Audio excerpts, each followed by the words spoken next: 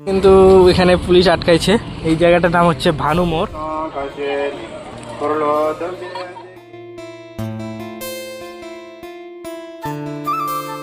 Hello বন্ধুরা, welcome to my new blog. তো আজকেও রেডি হয়ে নিয়েছি। এখন ঘড়িতে বাজে, তারা দেখে নিচ্ছি 6:35। এই যে দেখে নাও, এখন ঘড়িতে বাজে 6:35। আমি রেডি হয়ে নিয়েছি। আজকে আমরা যাচ্ছি জয়গাঁও। তো যদি সময় থাকে জয়গাঁও থেকে পরে যাব ভুটান। তো আমরা আজকে 4 জন যাব, আমার সঙ্গে আরও 3 জন যাবে। তো কারা কারা যাবে তার জন্য আমি তাদের সঙ্গে দেখা করে তাদের কথা বলছি। আমার বাইকটা যাবে, আমার বাইকটা একদম রেডি। বাইকে দেখে নাও, এখন আমার বাইকে মিটারে 306 কিলোমিটার চালানো হয়েছে। ভুটান থেকে এসে দেখব যে কত কিলোমিটার ঘুরে আজকে আমরা আসলাম।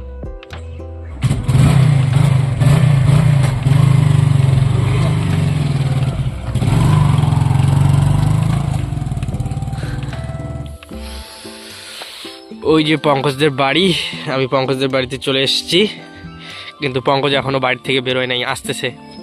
ফোন করলাম, চলে এসেছি। কিছুটা পথ আসার পর আমরা আরও দুজনের জন্য অপেক্ষা করেছি। পঙ্কজকে নিয়ে চলে আসলাম অলরেডি। এই যে পঙ্কজ, আরও দুজন যাবে আমাদের সঙ্গে। তাদের অবশ্য দেখেছেন, এই জায়গাটা আমাদের বাড়ি থেকে অল্প একটু, বাসতলা কালিরপাট বলে এটাকে।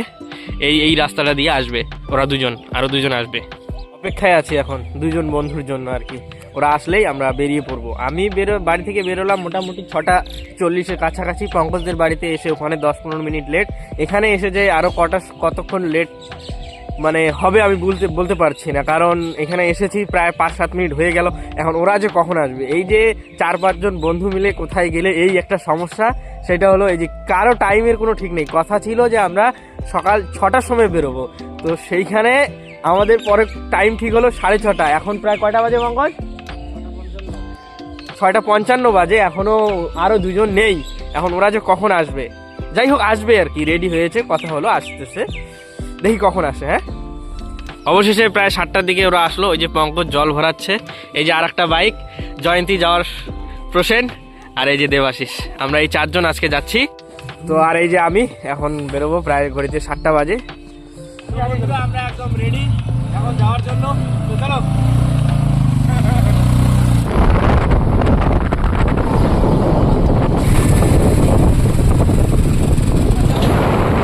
বন্ধুরা, ইতিমধ্যে আমরা চলে এসেছি কোচবিহার পার হয়ে একটা পেট্রোল পাম্পে। বাইক দুটিতে পেট্রোল ভরিয়ে নেব। আমারটাতে আমি 205 টাকার ভরিয়ে নেব এবং প্রসেনেরটাতে 305, 1 লিটার বেশি নেবে। পরবর্তীতে আরও তেল ভরাতে হবে। তো বন্ধুরা, বাইকে পেট্রোল ভরিয়ে নিয়ে আমরা আবারও বেরিয়ে পড়লাম। যাত্রাপথ এবং যে জায়গাটায় যাব অর্থাৎ জয়গাঁও ভিউ পয়েন্ট, এই পুরো জায়গাটার বিবরণ তো এই ভিডিওটাতে থাকবেই। এর পাশাপাশি এই ভিডিওটাতে থাকবে কিভাবে খুব কম খরচের মধ্যে ঘুরতে হয়। অনেকে হয়তো মনে করে ঘুরতে অনেক টাকা পয়সার প্রয়োজন, কিন্তু না, ঘুরতে যেটার প্রয়োজন সেটা হচ্ছে মানসিকতা। আমরা এখানে বাইকের পেট্রোল ভরলাম মোট 510 টাকার, এবং সবশেষে আমি বলবো যে আমাদের এই ট্রিপটাতে মোট কত টাকা খরচ হলো। তো বন্ধুরা, এই মুহূর্তে আমরা রয়েছি জীবন হোটেলে। এই জায়গাটার নাম হচ্ছে সোনারপুর। এই হোটেলটাতে আমরা একটু খাওয়া দাওয়া করবো, অর্থাৎ সকালের খাওয়া দাওয়াটা এখানে সেরে নিয়ে এগোবো আর কি। খাবার অর্ডার দিয়ে আমরা এখন অপেক্ষা করছি খাবারের জন্য। তো এক একজন এক একটা খাবে। প্রথমে আমরা অর্ডার দিলাম হচ্ছে একটা করে রুটি, সঙ্গে তরকারি। প্রতি পিস রুটির জন্য এখানে মাত্র 10 টাকা করে নিচ্ছে, এবং তরকারির জন্য কোনো এক্সট্রা চার্জ লাগে না। তো দাম হিসেবে খাবারটা খুবই ভালো ছিল। তো আমরা নিয়ে নিয়েছি একটা করে রুটি আর তরকারি, এবং অর্ডার দিয়েছি ডিম ভাজা। ডিম ভাজাটা একটু তাড়াতাড়ি দিয়েন। ফার্স্ট আমরা করলাম 2টো করে রুটি, একটা করে ডিম আমলেট, এবং দেবাশিস খেলো একটা ফ্রুটি। এখন একটা 2 লিটারের জলের বোতল এখান থেকে নিয়ে নিব। খাওয়া দাওয়া করে আবারও বেরিয়ে পড়লাম আমাদের গন্তব্যস্থলের দিকে এগোতে। তো বলে রাখি, এখানে আমাদের মোট খরচ হলো 170 টাকা, বাইকে তেল ভরা এবং সকালের জল খাবার খাওয়া। তো এখনো পর্যন্ত আমাদের মোট খরচ 680 টাকা। তো বন্ধুরা, খাওয়া দাওয়া করে আমরা আরও কিছুটা পথ আসলাম। এটা মোটামুটি চিলাপাতার কাছাকাছি পৌঁছে গেছি। আগের দিন যে আমি বকুলের সঙ্গে বেরিয়েছিলাম উত্তর লোধাবাড়ি হিন্দি হাই স্কুলের উদ্দেশ্যে, এই রাস্তা দিয়েই গিয়েছিলাম। আজও এই রাস্তা দিয়েই যাচ্ছি। আর কিছুক্ষণের মধ্যে আমরা চিলাপাতা পৌঁছে যাব। এখানে একটু থামলাম, একটু জল খেয়ে নিলাম, একটু রেস্ট নিয়ে বেরোবো। মানে আমরা ঘুরতে বেরিয়েছি, কোনো তাড়াহুড়া নেই, আস্তে ধীরে যাচ্ছি এবং জায়গায় জায়গায় থামছি, ছবি উঠছি, ভিডিও বানাচ্ছি। তো বন্ধুরা আমরা ইতিমধ্যে কিন্তু পৌঁছে গিয়েছি চিলাপাতায়। মানে এই যে চিলাপাতা বলতে এই যে আই লাভ চিলাপাতা যে জায়গাটা আছে এখানটায় আমরা এখানে কিছু প্রথমে ছবি টবি উঠবো। এখানে মানে সবার ছবি মোটামুটি হয়ে গেছে প্রায়, আমার ছবি এখনো ওঠা বাকি আছে। আমি কিছু ছবি উঠবো, এতক্ষণ আমি ওদের তুললাম। এই যে দেখুন আমাদের মানে গাড়ির মধ্যে যত লাগেজ মনে হয় যে প্রত্যেকের জ্যাকেট ব্যাগ খুলে রাখা হয়েছে। গল্প করছে ওরা। তো বন্ধুরা এখানে ছবি টবি অনেকগুলো উঠলাম, নাকি কটা বাজে। তো বন্ধুরা এই যে দেখে নিন, এখন বাজে 10টা 13। আমরা এখন এতক্ষণ এখানে ছবি উঠলাম, এখন এখান থেকে বেরোবো। তো চলো। তো বন্ধুরা এই মুহূর্তে আমরা চলেছি চিলাপাতা ফরেস্টের মাঝখান দিয়ে যে একদম রোডটা গেছে সেই রোডটা দিয়ে। এই রোডটাতে আমরা কোথাও দাঁড়াবো না এবং বাইকটা একটু স্পিডেই চালাবো। এর কারণ হচ্ছে এই রাস্তাটাতে সচরাচর বন্যপ্রাণীরা যাতায়াত করে, সচরাচর বিশেষ করে হাতি। তো আমরা চাই না আমাদের সঙ্গে কোনো রকম দুর্ঘটনা ঘটুক, তাই আমরা এই রাস্তাটাতে একদম দাঁড়াবো না। একদম এখান থেকে চিলাপাতা ফরেস্ট পার করে আমরা একটু দাঁড়াবো। তবে কি বলুন তো, রাস্তাটা যদিও একটু বিপজ্জনক তবে বেশ রোমাঞ্চক। দুপাশে ঘন জঙ্গল, দূর থেকে ভেসে আসা ঝিঝি পোকার ডাক, এখানেই যেন মনের সব গ্লানির দূর হয়। কোনো রকম দুর্ঘটনার সম্মুখীন না হয়ে আমরা ভালোভাবেই চিলাপাতা ফরেস্ট পার করলাম। আমাদের মতো অনেকে পিকনিকে এসছে। আমরা যেখানে যাচ্ছি এখনো 27 কিলোমিটার বাকি রয়েছে। জয়গাঁও ভিউ পয়েন্ট এখনো 27 কিলোমিটার বাকি।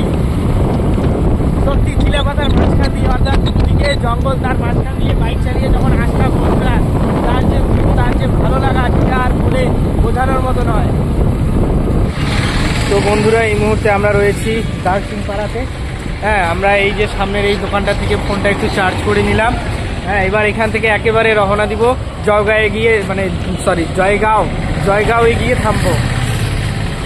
ঠিক আছে গাইস, ভালো সাপোর্ট করে দেন চাঁড়া কোনা, হ্যাঁ, যেন আরো আগে যায়।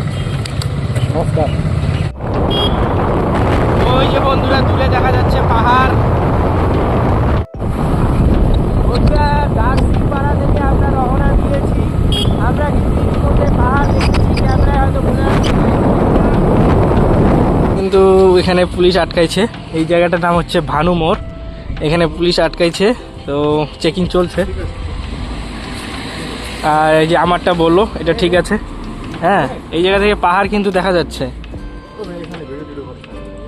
আমাদের চেকিং হয়ে গেল, মানে আমাদের চেক করানো। আমাদের মতোই আরেকজনের মানে হান্টার বাইক নিয়ে আসছে, প্রায় 2 লাখ টাকার একটা বাইক পলিউশন করে নাই, তার জন্য ফাইনও কিন্তু লাগাইলো।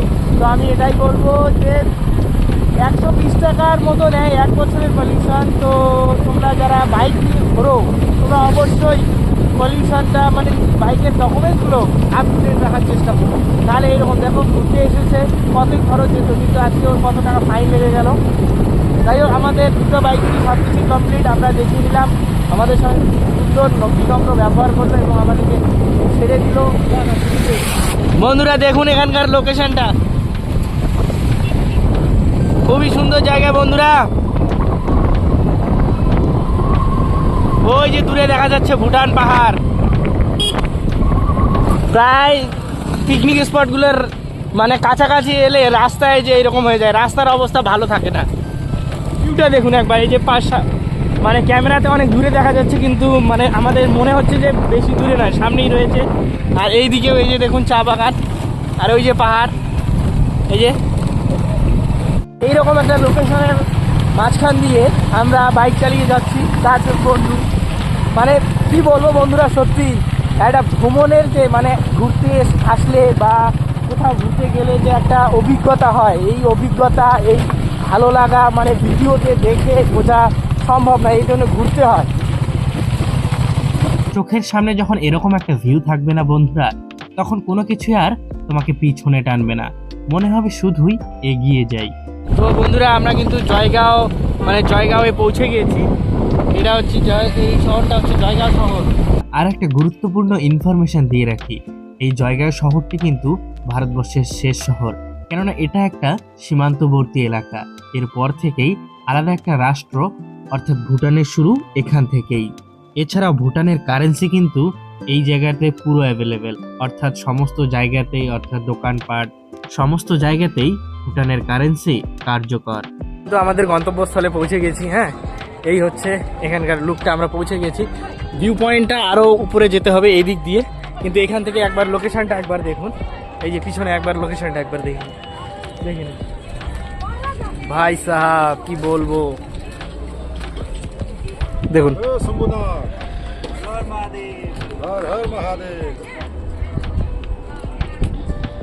মনে হচ্ছে যেন পুরো একটা পৃথিবী আমাদের নিচে। আমরা মনে হয় স্বর্গেও, এখানে একটা অনুষ্ঠান হচ্ছে, আমরা মনে হচ্ছে যেন স্বর্গে চলে এসেছি।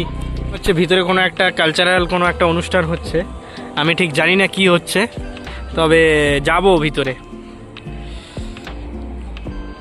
এখানকার মানে আমরা যে জায়গাটায় আছি, মানে কি বলবো সেই জায়গাটার কথা সম্বন্ধে। এই যে দেখুন, এটা পুরোটাই এই দিকটা যে রয়েছে, এই দিকটা পুরোটাই একদিন নিচের দিকে রয়েছে, এবং আমরা কতটা উপরে আছি, এবং উপরে আরও অনেকটা জায়গা রয়েছে। এই যে দেখুন, আর ভিউ পয়েন্টটা হচ্ছে ওই যে ওপরে, ওই যে রশিগুলো যে ঝোলানো যে দেখা যাচ্ছে, ওইখানে ভিউ পয়েন্টটা। আর এই দিকে সামনে কিছু একটা অনুষ্ঠান হচ্ছে ভুটানিদের, সম্ভবত, আমি ঠিক বলতে পারলাম না কি হচ্ছে। তো যাব ভিতরে দেখার জন্য, তো চলো।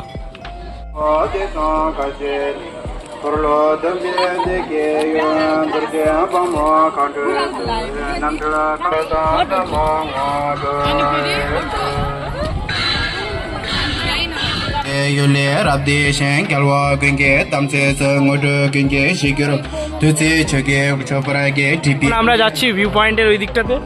হ্যাঁ, এই যে আমাদের টিম, প্রেসেন, পঙ্কজ, দেবাশিস, আর আমরা এটাই বুঝতে পারলাম না যে এইখানে কি হচ্ছে, তবে মানে যেটা মনে হলো যে কোনো না কোনো তো ধর্মীয় বিষয় এখানে রয়েছে আর কি।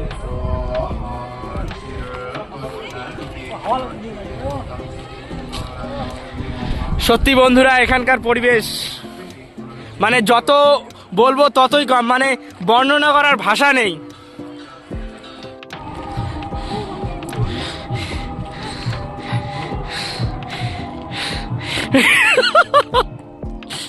ও বন্ধুরা, এই দিক থেকে ওই জায়গাটা থেকে, ওই যে নিচের দিকটা থেকে এই জায়গায় উঠতে আমাদের মতন ইয়াং ছেলেপেলের অবস্থা খুব খারাপ, মানে হাঁপিয়ে হাঁপিয়ে অবস্থা শেষ। ভাত খায় নাই এখনো ছেলেগুলা। বন্ধুরা, এখন আমরা যাচ্ছি ওই যে আই লাভ জয়গাঁও যে ভিউ পয়েন্টটা রয়েছে, ওই জায়গা, ওই যে দেখা যাচ্ছে ওই যেটা, ওই জায়গাটায় আমরা যাচ্ছি। পাহাড় পর্বত, মানুষজন, দেখুন এখানকার পরিবেশটা দেখুন একবার। এই যে বন্ধুরা, এই যে এই জায়গাটার জন্যই এতটা পথ আসা, এই জায়গাটার জন্যই। তো যাই হোক বলি, এই যে জায়গাটা, এই জায়গাটা উপরেও মানে উপরের যে ভিউটা, এটাও সুন্দর। এখান থেকে নিচের দিকে তাকালে পুরো একটা শহর, মানে জয়গা বা জয়গাঁও যেটাই বলো না কেন। হ্যাঁ, কিন্তু সব থেকে খারাপ বিষয় হচ্ছে মানে এতটা পথ আসার পর আমাদের মুখের মধ্যে ধুলাবালি লেগে মানে এতটা খারাপ অবস্থা হয়ে গেছে, মানে যেটা বলার মতো না। আর তো বন্ধুরা, জায়গাটা মানে অসম্ভব সুন্দর সত্যি, কিন্তু মানে সমস্যাটা হচ্ছে মানে আমরা আজকে এসেছি, মানে প্রচণ্ড রোদ উঠছে, আর এখানে জল নেই। আমার সব থেকে যেটা বেশি খারাপ লাগলো এখানকার বিষয় সেটা হচ্ছে জল নেই। আর মানে আমরা যে একটু অন্যদিকে যাব, অর্থাৎ পাহাড়ে কোথাও যে উঠবো, সেটার কোনো পরিস্থিতি নেই, কারণ গলার অবস্থা খুবই খারাপ। হ্যাঁ, জল খাই নাই, মানে গলাটা শুকিয়ে গেছে, আর শক্তি নেই যে আমরা অন্য কোথাও, মানে অন্য কোনো একটা জায়গায় ওইদিকে, মানে পিছনে যে পাহাড়গুলো দেখা যাচ্ছে ওইখানে গিয়ে যে মানে ছবি উঠবো বা ভিডিও করব, তার আর মানে পাচ্ছি না আর কি, এরকম পরিস্থিতি। আর আমাদের হাতে টাইমও বেশি একটা নেই, এখন ঘড়িতে বাজে প্রায় 2টো। তো আমরা দেখলেই রাস্তা, ভিডিওতে দেখেইছো রাস্তাঘাটের অবস্থা কীরকম, তাই খুব বেশি যে একটা দেরি করব তা কিন্তু নয়, খুব শীঘ্রই এখান থেকে মানে বেরোবো। দেখি এদিকে যাওয়ার সময় আরও কিছু জায়গায় মানে যতটা সম্ভব পারি আর কি, ততটা ছবি করব, মানে ততটা ভিডিও করব। তো বন্ধুরা, এখন আমরা কিন্তু নামছি।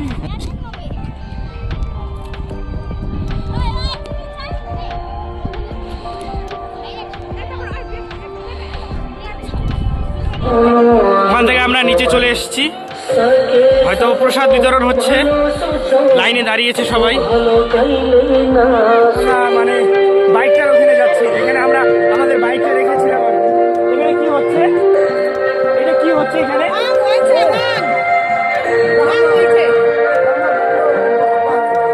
আচ্ছা, এই যে এখানে আমাদের বাইকগুলো রেখেছিলাম, রেখে এইদিকে গিয়েছিলাম। কি বলছে যেন, বলো ওয়াও না কি একটা এরকম একটা কিছু। তো বন্ধুরা, আমরা অনেকক্ষণ পরে একটু জলের সন্ধান পেলাম। এই যে খুব স্বল্প পরিমাণে জল পড়ছে, এখানে একটু হাত মুখ দিয়ে ফ্রেশ হয়ে নিলাম। তো বন্ধুরা, আমরা কিন্তু ওখান থেকে বেরিয়ে পড়েছি, সামনে একটা জায়গায় হাত মুখ দিয়ে এখন যাচ্ছি।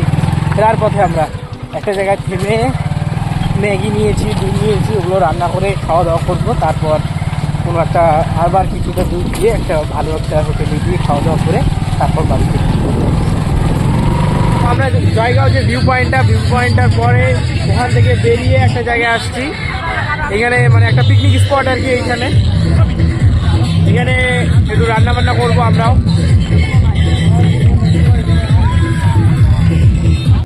তো বন্ধুরা, ওই যে পিকনিক স্পট দূরে দেখা যাচ্ছে, ওইখানে কিন্তু প্রচণ্ড মানুষের ভিড়। কিন্তু আমরা চাচ্ছিলাম একটা নিরিবিলি জায়গা, আমরা এই একটা নিরিবিলি জায়গা পেলাম। এখন এইখানে বসে আমরা কি এনেছি আর কি রান্না করে খাবো সেটাই দেখাবো। দাঁড়াও, রাস্তার অবস্থা দেখো, কন্ডিশন দেখো এখানকার। তো বন্ধুরা, আমরা ছোট একটা বক্স এনেছি, মানে স্পিকার এনেছিলাম, সেটা গান বাজিয়ে এই যে জায়গাটায়, ফাঁকা জায়গায়, মানে এখানে এখন রান্না করব, রান্না করে খাওয়া দাওয়া করব। তো ম্যাগি রান্না করার জন্য আমরা কিছু ডালপাল এখান থেকে, শুকনো ডালপাল আর কি, এখান থেকে সংগ্রহ করলাম। তো আমি আগুন জ্বালানোর চেষ্টা করছি, কিন্তু কিছুতেই আগুন জ্বালাতে পারছি না, যেহেতু আমার অভ্যাস নেই। আর একটা কথা বলে রাখি, যেখানে আমরা পিকনিক করি আর যদি সেখানে দেবাশিস থাকে, তাহলে কিন্তু রান্নাবান্নার দায়িত্বটা দেবাশিসের ঘাড়েই পড়ে, এখানেও তার ব্যতিক্রম হবে না। এই যে বন্ধুরা, রান্না হচ্ছে। এই যে কি দিবা, লবণ বলে দেওয়া হয়ে গেছে, ওটা দিস না ভাই, কালারই হয়নি।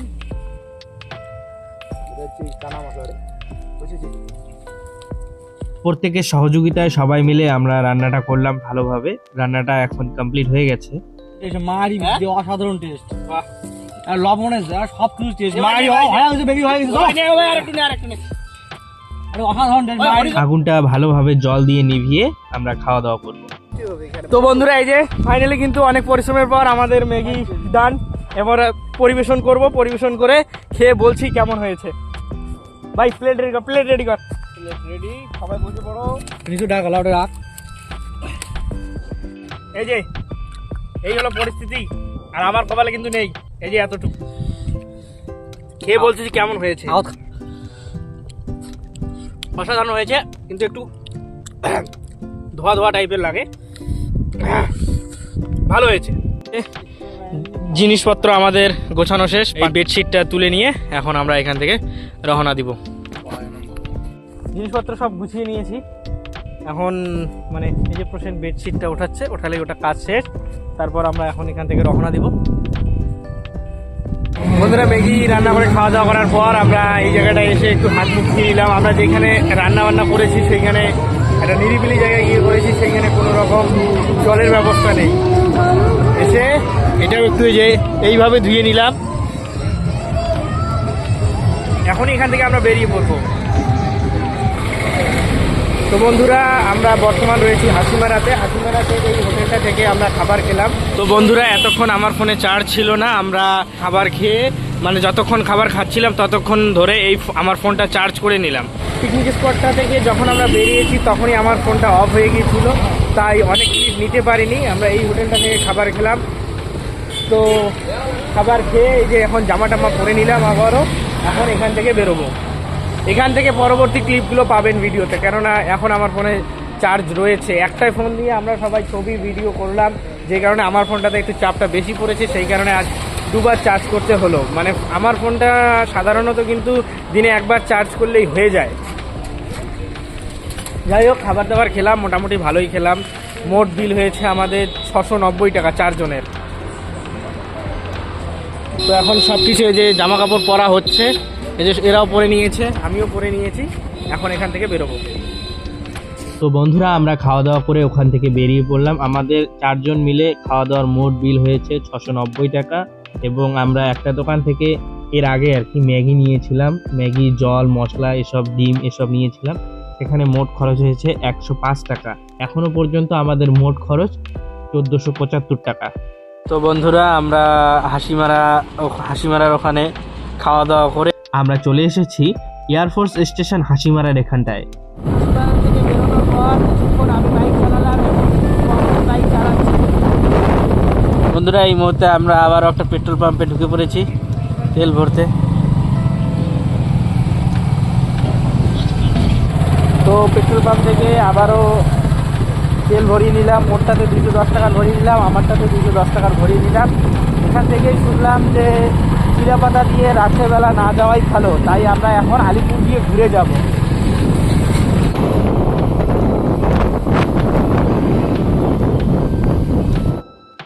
বন্ধুরা এই মুহূর্তে আমরা রয়েছি আলিপুরদুয়ারে। হ্যাঁ, মানে ওখান থেকে একটু রেস্ট নিয়ে একেবারে আমরা চলে এলাম আলিপুরদুয়ারে। এতক্ষণ আমি চালাচ্ছিলাম, এখন আবার পঙ্কজকে দিব বাইক চালাতে। আমরা 2-4-5 মিনিট রেস্ট নিয়ে এখান থেকে বেরোবো। অল্প কিছুক্ষণ রেস্ট নিয়ে আবারও বেরিয়ে পড়লাম। এই যে এখন পঙ্কজ চালাচ্ছে।